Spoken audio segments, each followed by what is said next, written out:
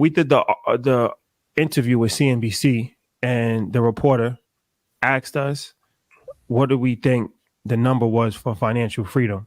And I said that I thought, depending on a variety of different factors, where you live, but if you live in a major urban environment or a suburban environment close to an urban environment, East Coast, West Coast scenario, you would probably need $10 million to have financial freedom. That's a fact. Then he responded back and he said, well, do you think that this is realistic for most people? And I said, no, it's not. But you asked me a question, so I'm just going to be honest with the answer that I'm giving you, right? Mm-hmm. Now, the whole point of we're big on entrepreneurship, we're big on investing, we're big on understanding. So, yeah, the average person is not going to reach $10 million in investable assets. But if you're on a pathway to work towards that, you might reach $1 million. You might reach 1.5 million. You might reach 900,000. Guess what?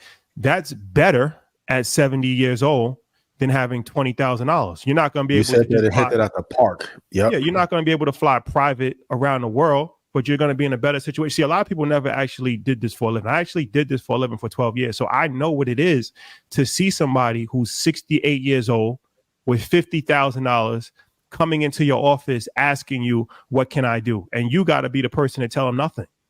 I can't do anything. This is but you never had all these people on social media that's commenting on this, they never had that conversation. Also, these people on social media that's saying like, well, I only need 1 million and I'm gonna be fine. Well, that's great. But the vast majority of people have never made 1 million. Let me tell you something. $1 million is a scary number. From 1 to 3 million is actually extremely scary, because when you're below 1 million, you don't really care. It's like you're just hustling and you don't really have nothing to lose. But when you get to $1 million, you realize that you're technically, quote unquote, rich, especially where we come from, but you're a few steps away from being broke. And rich broke, Dr. Duval. Yep. No, it's actually extremely scary. Mm-hmm. Yep. And you end up losing sleep about it, because it's like nobody wants to be the person that is seen as a failure, somebody that lost everything. So now you're kind of walking on eggshells, because you know that that's not enough, right? But you're a millionaire, so you already beat the odds. But you'll never experience that until you actually experience it. This is when we talked to Mark Cuban. Mark Cuban told us, like, nah, $1 million, I'd be scared. If I was a millionaire, I'd be scared. Rick Ross too?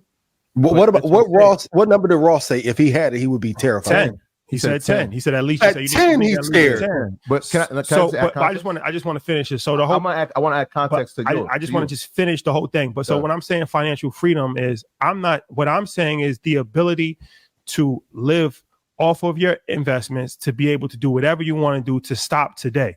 Now, of course, that's different for different people, but it's not meant to discourage people. It's meant to tell the truth.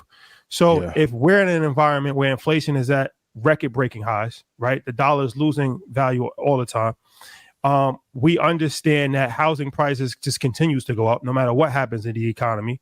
The price of education, nobody talks about the price of education inflation. Oh my God. Yes. You want to talk about spending $200 to go to InvestFest. How about spending $75,000 to go to a school that you can't get a degree from, that you can't get a job from after you get a liberal arts degree? For 1 year. Or $20,000 in high school. Yes. So do you want me to lie to you, or do you want me to tell you the truth? Because I can lie to you, but that's not going to be beneficial. So it's outcries and outrage on social media. Well, it's not beneficial, because me just sugarcoating something, like, I've actually seen the inner workings of it. I've seen that $1 million is not enough. I've seen people with $20,000. I've seen people with 10 million. I've seen billionaires. I've saw every different level and have conversations with people at every different level.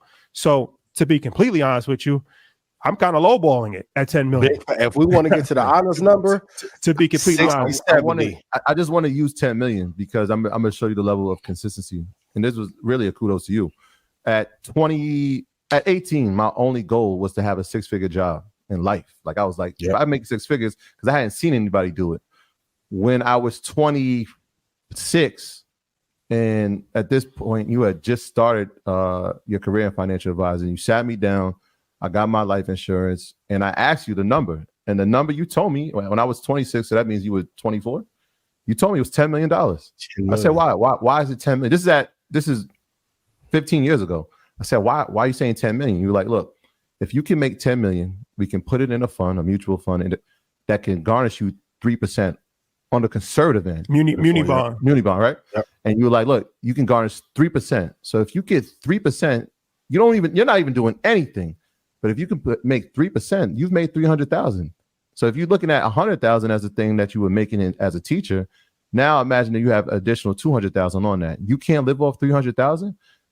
And at that moment, I was like, yo, it's got to be 10 million. It's got to be 10 million.